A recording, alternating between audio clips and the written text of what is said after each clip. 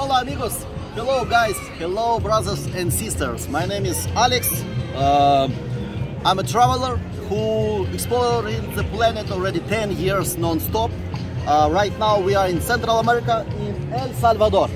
As you can see, this there's written here behind of my back. This is the smallest country in Central America with the highest people density. Follow me please. No, gracias. No, ayudándote con la luz, estoy nada más. Okay. Here you can see the National Library, which is very beautiful, shiny, and very good architecture as well. And here you can see one of the former presidents of this republic, Gerardo Barrios. His name was Gerardo Barrios. He was president in the beginning of 19th century.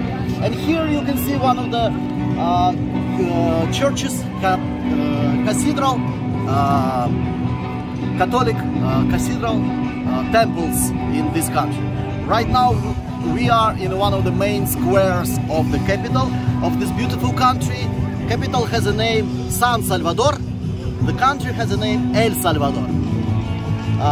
And the name of the country could be translated in English as someone who saved our lives.